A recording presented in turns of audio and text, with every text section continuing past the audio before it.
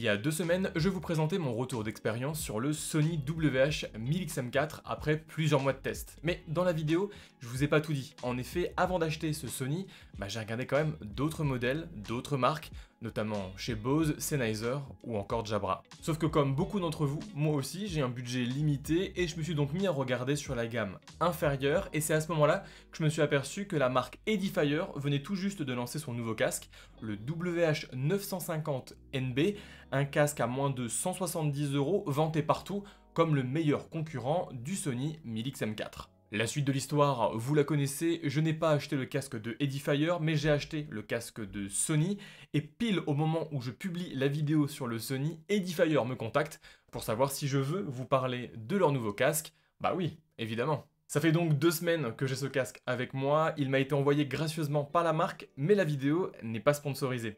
Avec vous, dans cette vidéo, je vais aborder les points négatifs, les points positifs, et je vais aussi aborder les questions que je me posais lorsque j'ai voulu acheter ce casque et auxquelles j'avais pas eu forcément les réponses à l'époque. Et je vais aussi essayer de vous expliquer pourquoi aujourd'hui, c'est selon moi le meilleur casque que vous pouvez acheter à moins de 150 €. Je vais directement mettre les pieds dans le plat, le WH-950NB, même s'il a un nom peu inspiré, il emballe quand même directement par la qualité du son qu'il propose. Edifier n'est pas une marque de bas étage dans l'audio, en presque 40 ans d'existence, la marque a eu le temps de peaufiner sa signature sonore, et là encore, ça fait mouche. Le son est bon, clair, net, et avec une bonne dynamique. On pourra quand même regretter une légère tendance aux basses, comme souvent sur les casques, même le Sony en souffre, mais avec ce preset pour l'égalisateur, vous devriez retrouver le sourire. Films, séries, vidéos YouTube et surtout musique, globalement, on est transporté. Les drivers de 40 mm font grave le taf, le casque supporte le format SBC assez classique, mais surtout le LDAC pour une meilleure qualité. Malheureusement, pas de support de l'aptX HD ou encore du AAC pour les possesseurs d'iPhone, et ça c'est dommage. Et en vrai, c'est vrai qu'il y a de quoi comparer ces deux casques, donc le Edifier et le Sony, puisqu'on a dans les deux cas une prestation sonore qui est très convaincante, mais pour autant, je vais pas vous mentir, je vais pas faire comme beaucoup de tests sur internet ou sur YouTube, les deux casques ne sont pas vraiment comparables. Ici, le Sony a quand même une meilleure prestation sonore, et en même temps, c'est assez logique puisqu'on n'est clairement pas sur le même prix. Deuxième point sur lequel ce modèle est souvent comparé au casque de Sony, c'est au niveau de la réduction de bruit active. Il faut dire qu'Edifier communique beaucoup dessus et qu'il propose de nombreux modes différents pour s'adapter aux différentes situations. Et on va faire simple, le mode qui nous intéresse le plus, c'est le mode réduction de bruit au max, et venant du Sony, je l'ai trouvé très convaincant, mais pas révolutionnaire. Si le 1000XM4 serait à environ 8 sur 10 en termes de réduction de bruit, le 950NB d'Edifier est plutôt à 6. Les aigus et les hauts médiums ont vraiment du mal à être traités. En termes d'annulation du bruit, je trouve donc ce casque plus pertinent sur des bruits très lourds, notamment un roulement de train ou encore des réacteurs d'avion. Et pour vous permettre de vous faire une idée, je vous emmène avec moi écouter la réduction de bruit en avion.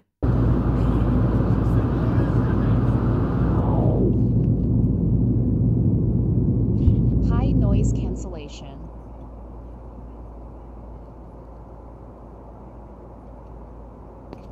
Ambient sound. Noise cancellation off.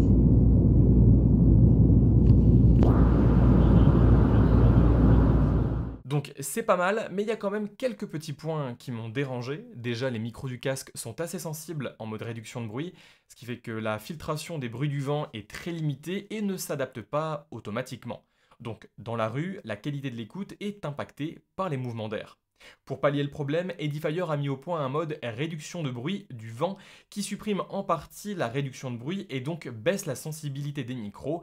Donc c'est pas une solution miracle, mais bon, c'est déjà ça. Autre problème que j'ai pu rencontrer, et c'est vraiment parce que je suis pointilleux et que j'ai l'ouïe assez fine, mais dans l'oreille droite, quand il n'y a aucun média en cours de lecture, on entend comme un léger sifflement, comme un call whine de processeur. Alors c'est très léger, dès qu'on active la musique, on ne l'entend plus, et dès que la réduction de bruit n'est plus active, pareil, on ne l'entend plus, mais c'est quand même quelque chose que je perçois alors que je ne le perçois pas forcément sur le casque de Sony. Dans tous les cas, lors du voyage en avion, j'ai fortement apprécié le packaging super complet du casque. C'est simple, on est ici sur la même qualité que sur des casques bien plus chers. Le casque est protégé dans un boîtier de transport compact et rigide, avec notamment un câble jack coudé et un adaptateur avion, c'est le grand luxe.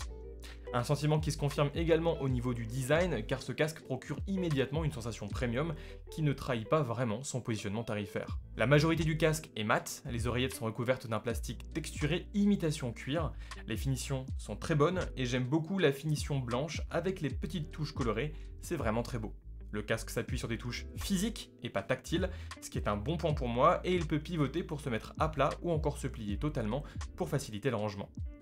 Une fois sur la tête, le casque se révèle être ultra agréable à porter. Les pads sont très soft et moelleux pour vous permettre d'utiliser le casque de longues heures sans problème.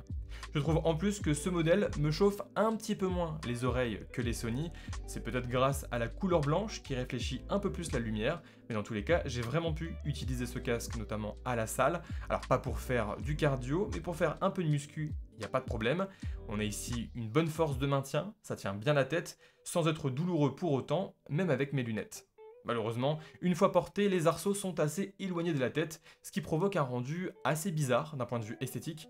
Je trouve ça un petit peu trop large, trop grossier, mais bon, là aussi, c'est subjectif. Par contre, de l'autre côté, bonne nouvelle, les pads en cuir sont retirables et remplaçables super facilement, car c'est retenu par des petits clips. On commence à avoir des références en ligne pour remplacer tout ça, donc c'est là aussi un super bon point pour la longévité du produit. D'habitude, quand un constructeur de casques chinois tente de faire de l'ombre au ténor du marché, un des meilleurs leviers qu'il a à sa disposition, c'est l'autonomie. En effet, les casques de Sony ou encore les AirPods Max sont entre 20 à 30 heures d'autonomie, alors qu'au niveau des casques chinois, à environ 100 à 200 euros, on a des autonomies qui explosent à plus de 50 voire même 60 heures d'autonomie, et ça aussi ça peut être une super qualité. Mais dans le cas du WH950NB, Edifier ne rentre pas dans cette course aux chiffres et propose un timide 34 heures d'autonomie avec la réduction de bruit activée. Dans les faits, c'est déjà bien suffisant pour tenir presque une semaine sans besoin de recharger. Je regrette juste l'absence d'un capteur optique dans le casque qui me permettrait de mettre automatiquement le casque en pause, mais surtout, il manque une fonction arrêt automatique du casque après une période d'inactivité. Il m'arrive bien trop souvent d'oublier d'éteindre mon casque et de me rendre compte 10 heures plus tard qu'il est toujours connecté. Alors il y a bien une option timer dans l'application, mais elle ne prend pas en compte la période d'inactivité. Donc si vous mettez 1 heure et que vous écoutez 1 heure de musique, le casque se coupera quand même. Donc cette option est plus dédiée à l'endormissement le soir, même si personnellement je connais pas beaucoup de personnes qui sont prêtes à s'endormir dans leur lit avec un casque audio. Donc là c'est bon, on a traité les plus gros points de ce casque, mais il y a quand même 2-3 autres petits points qui ont attiré mon attention. Bon, déjà, comme vous pouvez l'entendre, la captation sonore par les microphones du casque est vraiment excellente. On a une très bonne restitution du son. Évidemment, on n'est pas sur un son studio, mais on est quand même sur quelque chose de très correct. Donc, pour des appels audio et pour un peu de chat sur Internet, il n'y a vraiment aucun problème. Ensuite, le WH950NB est compatible multipoint, ce qui permet d'y connecter plusieurs appareils à la fois et de basculer entre eux en fonction de la provenance du son.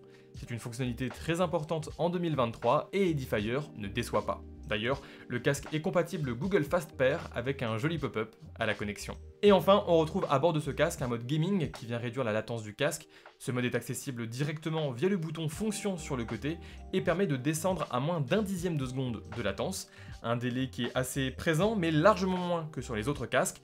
Donc pour du jeu occasionnel, sur PC ou sur mobile, ça se fait sans problème. Bon, vous l'avez vu, mais ce nouveau casque de chez Edifier, le WH950NB, est quand même ici une proposition très intéressante.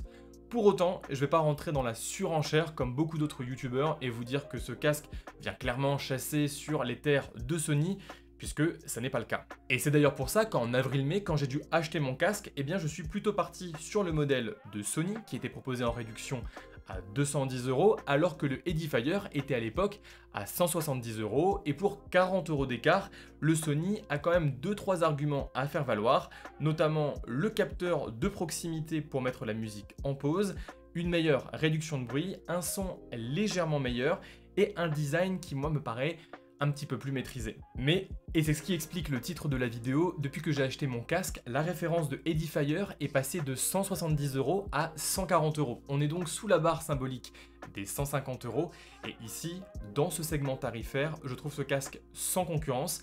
Il vient même faire mieux que d'autres références de chez Soundcore notamment. Ici, on a vraiment un super son, presque aussi bien que le casque de Sony. On a des super micros, on a quand même ici des oreillettes qui se détachent facilement, on a un design assez réussi. Non, franchement, je trouve ce casque génial. Donc ce casque, je vous le recommande vraiment, surtout à son nouveau prix. Après, n'oubliez pas, si vous n'en avez pas besoin, eh bien tout simplement, n'achetez pas.